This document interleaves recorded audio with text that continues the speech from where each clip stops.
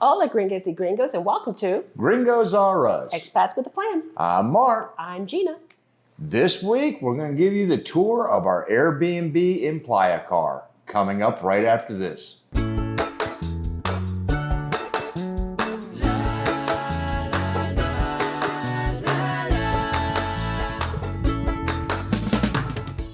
Welcome back. So this week, we are doing a tour of the Airbnb in Playacar. Yeah, we're going to show you the drive back from Campeche after that nightmare. And we traversed the entire Yucatan Peninsula one more time. Yeah, so it's not a bad drive, and we were able to cut part of it off because there is a toll road, and if you're thinking about doing a drive from Merida to PDC, this toll road's pretty pricey for a short little drive. It's 356 pesos. I think I've got it memorized now. And it's just a short little stint, so they make their money. But the interesting part is probably every quarter of a mile or so, they actually have monkey bridges that go across the carretera. We kept going under these things, and it must have taken about a half dozen of them before we both realized that they were consistently similar in build and style. And there wasn't like it was anything that made it special on the side that was electronic or anything. So, and they were made of rope. And it was like, all right, could those really be monkey bridges? Could those really be? Yeah, they really are. They're monkey bridges. And why? Because when they put this toll road through the middle of the jungle, the poor monkeys were getting hit. Yep. They couldn't cross the road, so they gave them a elevated position to cross the road. Hey, how does the monkey get to the other side of the road? The monkey bridge. The monkey bridge. Yeah. So then we roll into Playa del Carmen, or Playa, as the locals like to call it. Yep. In search of the gated community of Playacar. Which, that in itself wasn't too hard to find because of the fact that we had gone from Cozumel to PDC on the ferry, and that ferry where it docks there in PDC is basically right around the corner from the entrance to Playacar. So had a good idea as to where it was, didn't realize what it was going to take to get in there, but... Well, Playacar is actually two phases. The first phase, or Fase Uno, was actually a resort area that was built right on the beachfront. Yeah, there's their own little hotel row there in PDC of high-end hotels that took advantage of a nice little beach. And then they decided, well, we got all this high-end stuff, we got this jungle, let's build a golf course. Well, built a nice golf course, but then you got all the wasted land around it, and phase two was developed all around the golf course. And it's a very big community now. I mean, it's... Very, very much so. Yeah. But the thing I found perplexing is that within this gated community are all these multitudes of additionally gated communities. There's a lot... There are some houses on the main roads that are not gated. And there's houses interspersed through that, because they're not wasting any land. No. I mean, if there's property there, they're sort of going... Okay, well, let's sell this because we can make this much money off of it, and somebody's going to put a house there, or somebody's going to put 4 condos there, or whatever. And, there's a fair number of, well, we know there's at least 2, I think there's 3 Oxos total inside there, along with restaurants and little shopping centers and all sorts of things. Lavanderia was right around the corner from us. So, and we were within a very reasonable walking distance to the main square in Playacar. Or sorry, Playa del Carmen, I should say. Yeah. I mean, we were able to walk down, go out, and of course you have to go out the correct gate because they have to check you when you leave as well as when you walk back in. And a 30-minute walk to go down there and hit the Krispy Kreme, get some donuts, and Yeah, it wasn't bad. So we're going to show you the video now, and then when we come back, we'll give you a few more details about the exact location where we stayed. Enjoy it.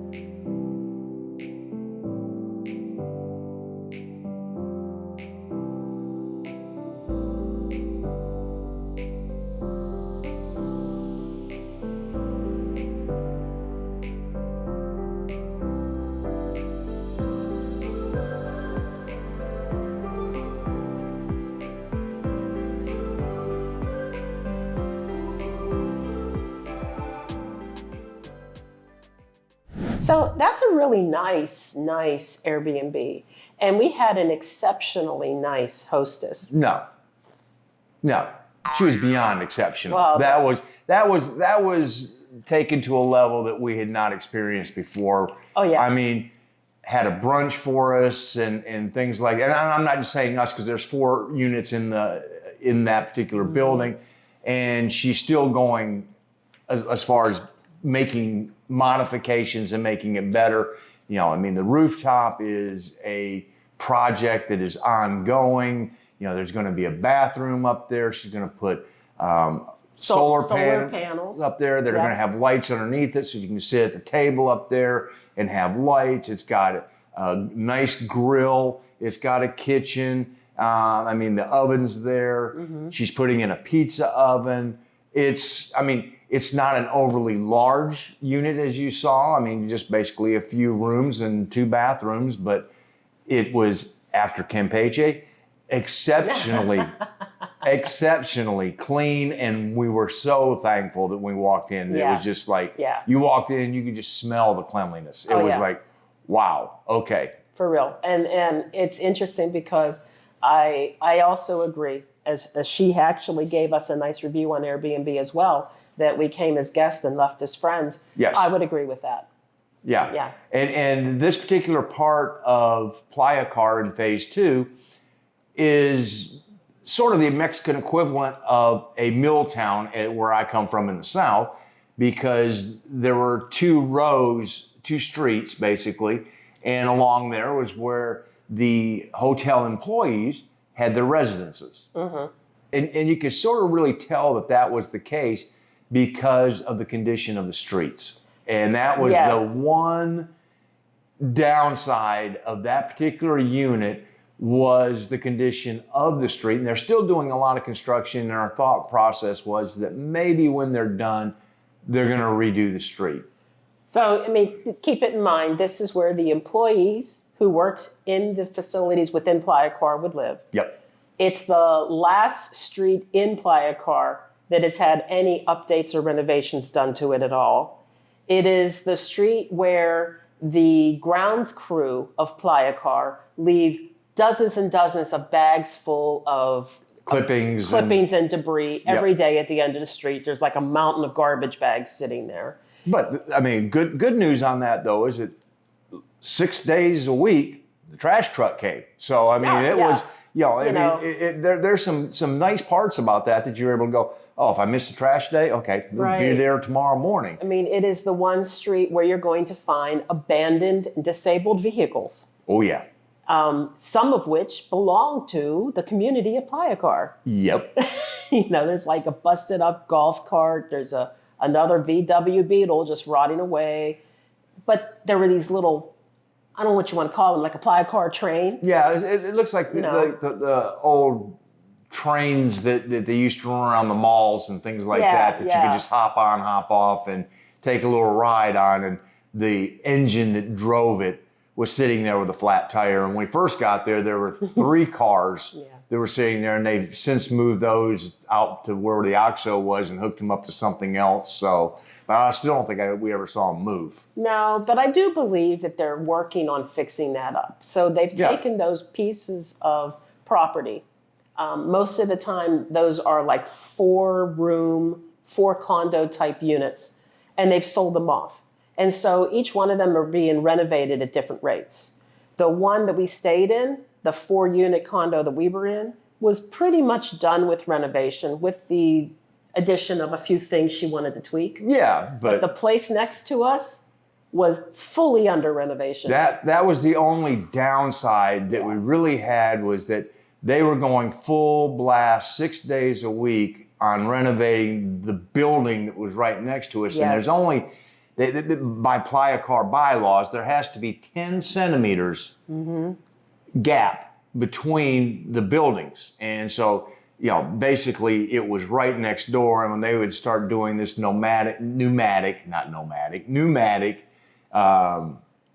I guess what they were doing was either chipping away or whatever they were doing. Whatever they were doing, it felt like they were coming through the wall. Yeah. And the buildings aren't even attached. No. So there were days where it got really loud, where we decided we weren't even going to do a video because nobody would be able to hear us, where it was quieter to go outside. Yeah, go up to the roof and it was actually quieter.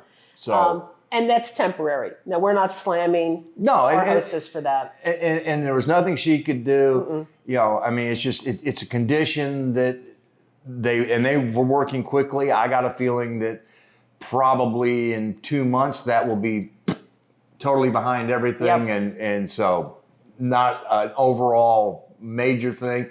The only other thing that really you heard were the cat fights. The cat fights. Okay, so there were 3 really large cats. Large. Very large. Large. In the neighborhood. One of them was collared, the other 2 were not. And one evening, they got into it. Oh, more than one evening, but I got it on video the one evening. And it was pretty loud. I sent it to our daughter, the cat person. And she's like, but why they fight? Territory? I don't know. What else they got to do? You know. Yes.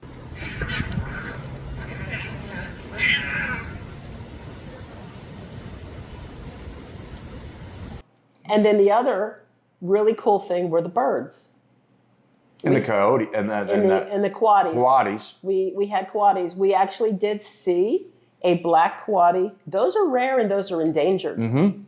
Most of the time, though, it's the reddish ones.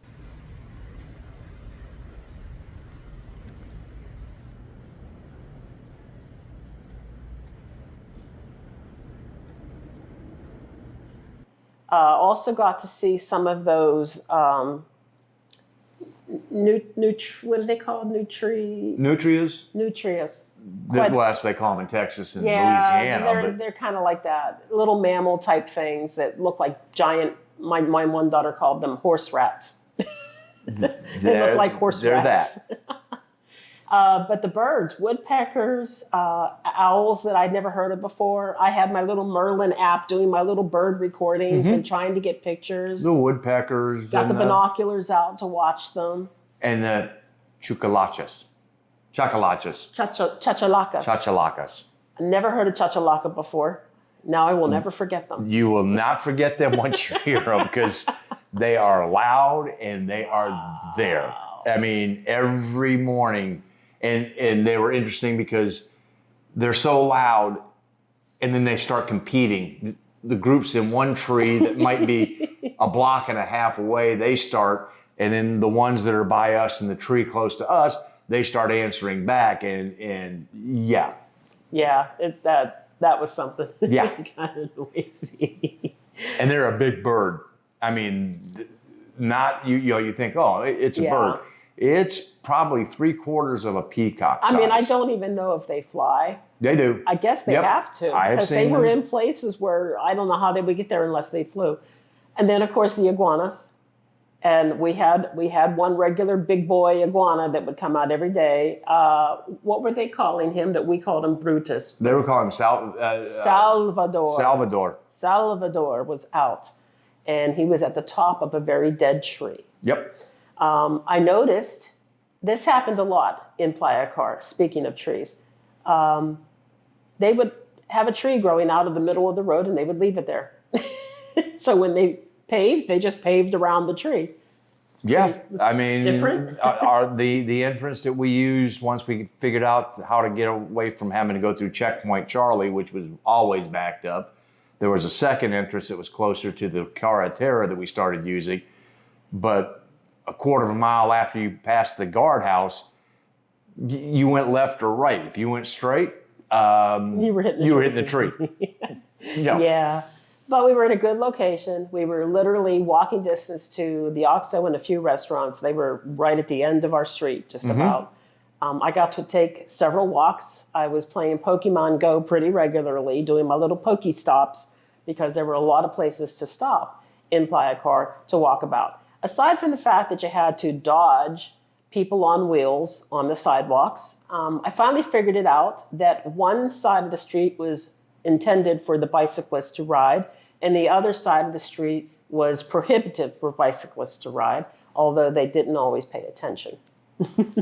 No. No. No.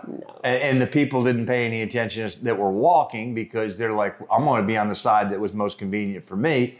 And so I think that the bike riders are going, well, you know what? If they're going to walk over here where we're supposed to be riding the bike, we're going to ride the bike over there. And so it ends up being a giant mess. Yeah, I really don't know why they do it like that there, because that's the first place we've been in Mexico where they let you, where you see people actually riding on sidewalks, which I haven't seen that yet. And we heard a diverse Oh, yes. amount of languages. It was very un-Mexican. Yes. Playacar is very un-Mexican. I mean, French, German, Spanish, Russian. English, Russian. I mean, there's a lot of languages that are being picked up by the ear as you're walking around there. And if you're not proficient in Spanish, you can still get by in Playacar with no problem whatsoever. For sure, for sure. Although, I think it's an expensive place to stay. Well, I didn't say it wasn't cheap. No. Yep. No. And we'll go over that. We will in another video, because we're not doing a whole lot about Playacar itself because we really didn't do a whole lot in Playacar, because first we were sort of dealing with the whole coming down from the experience in Campeche, and second, we've already done that area on countless vacations, and it was sort of like, and then the third part is nothing to do there was inexpensive. Yeah, it's pretty pricey too. It's a vacationer's place. Yeah. That's really what it is. People go there for vacation. Yep. They don't necessarily go there to live. And if you are living in that area, you're probably not living in Playacar full time. I mean, I don't really know. I'm sure I'm speaking on assumptions here. Probably. But based on the amount of languages we heard being spoken, the least of which was Spanish, I would say it's a lot of vacationers. Well, unless you went to the Chedraui. Then you heard a lot of Spanish. Oh, geez. We're not going to go into that. But anyway. No, but the food was good. We had some good, a couple of times we went out to eat. We had some good food to eat. And so that's thumbs up there. All right. Well, that is our Airbnb in Playacar. Hope you enjoyed that tour. I'm going to honestly say, it's a small place, but it's a clean place. It's conveniently located, and Fanny really was one of the best hostesses we have had. Without a doubt. For sure. Yep. Thank you for tuning in. We are Gringos Are Us. Expats with the plan. Remember, We're doing it. You can too. They over here now? They are over there. They've always been over there. Well, Thank I you. forget. There's a couple videos you might want to watch. Hasta la próxima. Adios.